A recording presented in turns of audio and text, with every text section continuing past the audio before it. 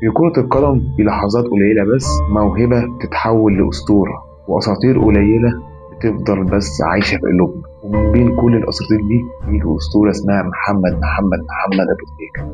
اتولد أبو تريكة 7 نوفمبر 1978 في قرية صغيرة في الجيزة، هي قرية نهي. طفل بسيط من عائلة متوسطة، بس كان عنده حلم كبير.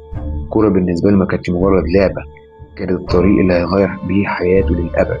بدأ مشواره الحقيقي مع نادي الترسانة، وهناك لمع نجمه بسرعة.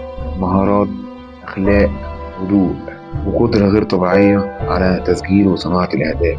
الكل لاحظه، والكل كان عارف إن الولد ده رايح لمكان أكبر.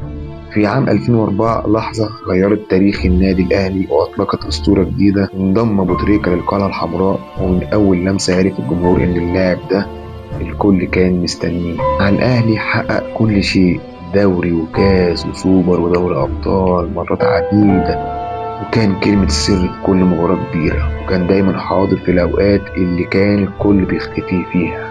ولكن اللحظة اللي هتفضل محفورة للأبد في عقول الجماهير هي الدقيقة الأخيرة من نهائي مباراة الصفاقسي. كرة جاية وتسديدة واحدة وهدف لا ينسى، هدف اتكتب باسم أبو تريكة في تاريخ أفريقيا وفي قلوب الملايين.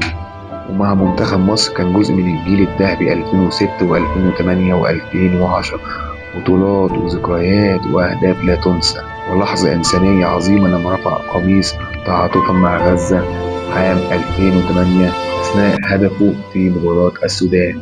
وفي عام 2013 أعلن أبو تريكة اعتزاله. اعتزال خلى جماهير الكورة حتى المنافسين يشعروا إن جزء من اللعبة انتهى. بعد الاعتزال ظهر كمحلل رياضي في قنوات بين سبورت، هادي محترم فاهم، وحافظ شعبيته كأنه لسه بيلعب. محمد أبو تريكة مش مجرد لاعب، هو رمز للموهبة، رمز للأخلاق، ورمز للإنسانية.